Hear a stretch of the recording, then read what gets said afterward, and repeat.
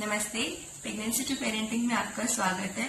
हर बच्चे की लाइफ में एक फेज आता है जहाँ पर उनका फेवरेट वर्ड जो होता है वो नो होता है। चाहे आप उनको कुछ खिलाने के लिए पूछ लीजिए, चाहे आप उनको कुछ पिलाने के लिए पूछ लीजिए, चाहे आप उनको कोई इंस्ट्रक्शंस दीजिए काम करने की, उनका जो आंसर होगा वो नो से शुरू होगा और नो पे ही खत्म होगा। और ये जो फेज होता है ये 1.5 से 3 साल के बच्चे के बीच में होता है। तो ये इसका टेक्निकल नेम अगर हम इस फेज का ले तो इसको बोलेंगे टोडलर्स रिफ्यूजल फेज, जहाँ पर बच्चे का ना एक फेवरेट वर्ड होता है, नो एक फेवरेट वर्ड होता है, जहाँ पर उसको ना कहना बहुत पसंद होता है। एज ए पेरेंट बहुत फ्रस्ट्रेटिंग होता होगा आपके लिए, क्योंकि मैं भी इस फेज के थ्रू गुजरी थी। लेकिन आप इस फेज को स्टॉप नहीं कर सकते। आप नहीं कह सकते कि बच्चा ना कहना ना सीखे, क्योंकि एज ए पेरेंट आपको ये भी समझना होगा कि वो बच्चे के लिए हेल्दी, नॉर्मल और बहुत इंपॉर्टेंट पार्ट है लाइफ का। तो आप उस ना को तो नहीं रोक सकते, लेकिन खुद को प्रिपेयर कर सकते हैं कि उस सिचुएशन को कैसे हैंडल किया जाए, उस स्टेज को कैसे हैंडल किया जाए। तो आज मैं वही चीज आपके साथ शेयर करने जा रही हूँ कि हम उस चीज को कैसे हैंडल करें, और अपना पर्सनल एक्सपीरियंस भी बताऊंगी कि कुछ इंस्टेंसेस कि मैंने कैसे अपने बच्चे को इस फेज से निकाला था। तो वीडियो बहुत इंफॉर्मेटिव है, वीडियो को एंड तक जरूर देखना। चलिए शुरू करते हैं आज की वीडियो। सबसे पहला जो पॉइंट आता है वो आता है कि गिव देम डुअल चॉइसेस। उनको 2 चॉइसेस दीजिए। अगर आप बच्चे को बहुत सारे चॉइसेस दे देते हो तो वो खुद फ्रस्ट्रेट हो जाता है, खुद उसको समझ नहीं आता है कि वो क्या ले। जैसे कि अगर आप खाने में, आपको पता है कि बच्चे का फेवरेट वर्ड नो होगा, आप पूछेंगे कि आपको क्या खाना है, तो आप अब बहुत सारी डिशेस रख दे उसके सामने, पूछ रहे हो कि क्या खाना है। अब उसको समझ ही नहीं आएगा तो वही अपना फेवरेट वर्ड वो यूज करेगा, मुझे नहीं खाना। तो फिर क्या करें, उनके सामने 2 चॉइसेस रखिए। लाइक अगर पानी के लिए भी अगर आप पूछेंगे तो भी वो मना करेंगे। तो 2 चॉइसेस किस तरह से रखिए, तो 2 डिश रखिए कि आपको ये खाना है या आपको ये खाना है, आपको कोकोनट वाटर पीना है या आपको नॉर्मल वाटर पीना है, आपको इस बर्तन में पीना है या आपको इस बर्तन में पीना है। तो एक तो वो जो नो वर्ड है ना, वो बच्चे के दिमाग से हटेगा कुछ टाइम के लिए कि आप उसको ये समझ आ गया कि उसे खाना है, लेकिन किस में खाना है वो उसके ऊपर डिपेंड है। तो वो भी हैप्पी और आप भी हैप्पी। तो हमेशा उनको 2 चॉइसेस के साथ चीजें करवानी है। सेकंड जो पॉइंट आता है वो आता है कि don't say no in front of them. Like उनके सामने कभी भी नो मत कहिए। जब बच्चे बड़े होते हैं तो वो अपने पेरेंट्स से बहुत कुछ सीखते हैं, और पेरेंट्स, अगर मैं इस चीज को और सिंप्लीफाई करूं तो हम कहेंगे कि वो आपकी जीरोक्स कॉपी होती। और अगर जीरोक्स कॉपी में आपको कुछ भी चेंज करना है तो सबसे पहले आपको ओरिजिनल कॉपी में चेंज करना पड़ेगा।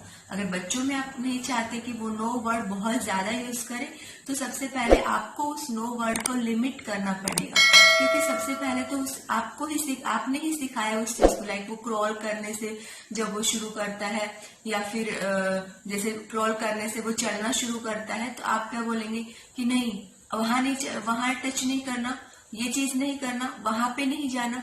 तो वो नहीं वर्ड जो है, जो नो वर्ड है, वो आपसे सीखा है उसने। तो सबसे पहले आपको लिमिट करना होगा। किस तरह से लिमिट करेंगे, जैसे आप उसको, वो जंप कर रहा है तो जंप करने के लिए आप उसको ये नहीं बोलेंगे नहीं जंप नहीं करना, आपको इंजरी हो जाएगी, कॉन्सिक्वेंसेस भी बता दे नेगेटिव। तो उसको हम पॉजिटिव वे में किस तरह से फ्रेम कर सकते हैं कि क्या हम स्टेप बाय स्टेप चल सकते हैं, क्योंकि बच्चे जो है उनको बोरिंग थिंग्स बिल्कुल भी अच्छी नहीं लगती है। थर्ड पॉइंट आता है बी ए टोडलर। अगर आप बच्चे को कुछ भी समझाना चाहती है तो सबसे पहले आपको खुद को बच्चा बनना पड़ेगा। जैसे कि अगर मैं अपने पर्सनल एक्सपीरियंस की बात करूं कि बच्चे को, जैसे आप बोलेंगे कि टॉयज, अगर मैं उसको ये बोलूं कि अपने टॉयज अपने बास्केट में रखो, वो बिल्कुल नहीं रखता था। शुरू में मैंने ऐसे ही किया था। फिर मैंने क्या किया कि चेंज करना शुरू किया। लाइक जैसे वो टॉयज उसके अंदर रखते हैं तो जोर से रखना होता है, तो हम क्या करते हैं, चलो इसमें फेंकते हैं, किसकी ज्यादा तेज आवाज आएगी, किसके टॉय की। तो वो फटाफट उस चीज में हेल्प करवाता है और वो चीज करने में उसे मजा भी आता है, क्योंकि बच्चे को बोरिंग थिंग्स बिल्कुल भी अच्छी नहीं लगती, इंस्ट्रक्शंस बिल्कुल भी अच्छी नहीं लगती। तो ये चीज आप नहीं करेंगे तो बच्चा अपने आप जिस तरह से आप उसे ढालना चाहती है वो वैसे ही ढल जाएगा। जैसे मैं उसको पार्क में लेके जाती थी, पार्क के टाइम आपको पता है बच्चों को बाहर खेलना कितना अच्छा लगता है, तो जब आने का टाइम होता तो अब मैं उसे ये तो नहीं कह सकती कि तुम्हारे पास 5 मिनट है, 10 मिनट है, तुम चल उसके बाद हम चलेंगे, तो ये चीज से वो समझेगा भी नहीं। तो उसको किस तरह से करना, जैसे अदर मदर्स क्या करती थी कि चलो चलो घर का टाइम हो गया, घर चलना है, घर पे तो उन्हें बिल्कुल भी अच्छा नहीं लगता क्योंकि घर तो आजकल बहुत बंद होते हैं। तो मैं क्या करती थी कि मैं उसको बोलती चलो हम लिफ्ट के पास चलते, दौड़ दौड़ के कौन सबसे पहले दौड़ेगा। तो उसे बहुत अच्छा लगता था कि वो खुद उस चीज में सबसे पहले आगे भागता था। फिर मैं बोलती कि चलो लिफ्ट से निकल के डोरबेल बजाते हैं, बहुत मजा आएगा। तो वो इस तरीके से बच्चे को हमें पॉजिटिव सेंटेंसेस फ्रेम करके उसको अपनी तरीके से काम करवाना है, काम निकलवाना है। अगर आप उसको बोलोगे कि सिंक में बर्तन रख के आओ, वो बिल्कुल नहीं रखेगा।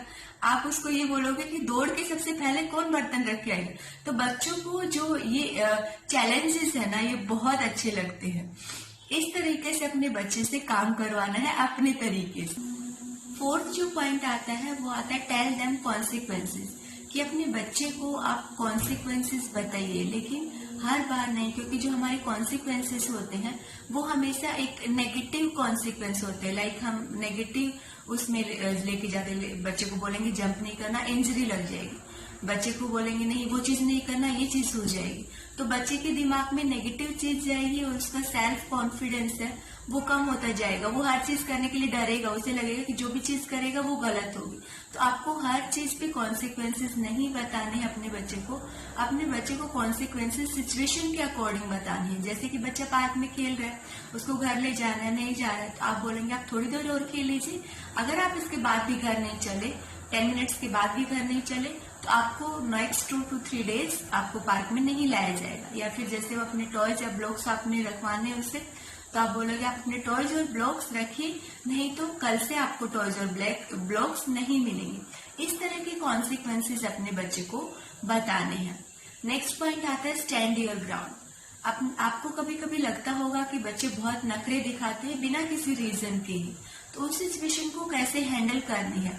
जब आपको लगता है कि ये वाला जो आर्ग्यूमेंट है ये इम्पोर्टेंट नहीं है इतना, तो आप उस चीज को छोड़ दीजिए। लाइक बच्चे को स्विच ऑन ऑफ करना बहुत अच्छा लगता है, तो जैसे फैन का स्विच ऑन कर रहा है, फैन ऑन करना चाह रहा है, तो ठीक है करने दीजिए, कोई दिक्कत नहीं है। आजकल वैसे भी गर्मी है, एसी भी ऑन कर दे तो कोई प्रॉब्लम नहीं है। तो लेकिन अगर आपको लगता है कि नहीं ये वाला आर्ग्यूमेंट बच्चे के लिए ठीक है, जैसे मैं मेरे केस में बात करूं तो मेरा बच्चा जैसे नोचना काटना ये वाला फेस भी आता है बच्चे का, या फिर तू तड़ाके से बात करना, जबकि घर में ऐसे कोई बात नहीं करता। तो इस तरीके से अगर बच्चा सीख रहा है, तो अगर आपको लगता है कि नहीं ये चीज नहीं होनी चाहिए, तो सबसे पहले आपको उसको ये साफ साफ मना नहीं करना। साफ साफ मना करोगे तो वो घर में किसी दूसरे मेंबर के पास जाके सिंपैथी गेन करेगा, या बोलेगा कि मम्मा ने ये करने के लिए मना किया है, या फिर वो वहां से चला जाएगा। ठीक है, तो वो चीज नहीं करनी। आपने क्या करना है, सबसे पहले अपने बच्चे के साथ कनेक्शन बनाना है, एक बॉन्ड बनाना है।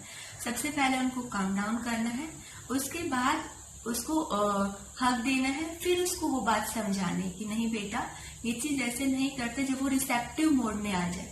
इस तरीके से जब आप बच्चे को समझाएंगे तो उसे समझ में भी आता है, क्योंकि ये मेरा पर्सनल एक्सपीरियंस है जो मैंने अपने बच्चे के साथ किया है। लाइक जैसे मैंने बताया काटना नोचना बहुत एक फेज आता है जैसे उसमें बहुत अच्छा लगता है, या फिर तू तड़ाके से बात कर रहे हैं बड़ों से भी, तो उस टाइम पे मैंने बोला तो नहीं समझा, लेकिन जब मैंने उसको हक किया, उसको काम डाउन किया और फिर उसको समझाया नहीं बेटा इससे हर्ट होता है, तू तड़ाके से बात नहीं करते क्योंकि वो हमसे बड़े हैं, आप कह के बोलते हैं, तो उसके बहुत अच्छे से समझ में भी आया। तो आपके बच्चे, लेकिन आपको हमेशा ये ध्यान रखना है कि कभी भी अपने बच्चे से ये नो वर्ड वाली पावर है ना, ये छीननी नहीं है, क्योंकि नो वर्ड बच्चा तब यूज करता है जब उसे लगता है कि वो चीज वो कर सकता है। जैसे खाने के लिए मैंने बताया, पीने के लिए बताया, बच्चा खुद से खाना शुरू करेगा या खुद से चीजें करना शुरू करेगा, तो वो वाली चीज नो वर्ड वाली पावर उससे कभी नहीं छीनना, क्योंकि उससे बच्चा बहुत कुछ सीखेगा। हाँ, गुड न्यूज ये है कि ये वाला फेज जो है ये भी पास हो जाएगा, लेकिन बैड न्यूज ये है कि टीनेज में ये फेज एक बार फिर से आएगा। तो आपको ये फेज एंजॉय करना है अपने बच्चे के साथ। 6th पॉइंट आता है काउंटिंग डाउन। लेकिन जो काउंटिंग डाउन वाला जो पॉइंट है ये आपने बहुत ही रेयर यूज करना है। जैसे मैं 10 तक काउंट कर रही हूँ, 10 तक काउंट कर रही हूँ, या तो तब तक आप डिसाइड कर लीजिए, नहीं तो मैं डिसाइड करूंगी आपके लिए। एक तो ये काउंटिंग डाउन वाला फेज है ना, ये छोटे बच्चों के लिए नहीं होता, 2 से 3, 2.5 से 3 साल के बच्चों के लिए यूज होता है, लेकिन फिर भी बड़े बच्चों के लिए भी यूज होता है। लेकिन फिर भी इस वाले पॉइंट को बहुत कम यूज करना है, क्योंकि अगर आप बहुत ज्यादा यूज करेंगी तो ये भी अपनी अथॉरिटी और पावर को खो देता है। ये थी हमारी आज की वीडियो। आपको हमारी वीडियो कैसी लगी, अच्छी लगी तो प्लीज लाइक करना बिल्कुल ना भूलें। चैनल को देख रहे हैं और अभी तक सब्सक्राइब नहीं किया है तो चैनल को प्लीज सब्सक्राइब कर लीजिए, साथ में बेल आइकन को प्रेस कर लीजिए। और आपका कोई भी क्वेश्चन हो पेरेंटिंग या प्रेगनेंसी से तो हमें कमेंट सेक्शन में जाके पूछें, हम पूरी कोशिश करेंगे उस क्वेश्चन का आंसर करने की। Thank you.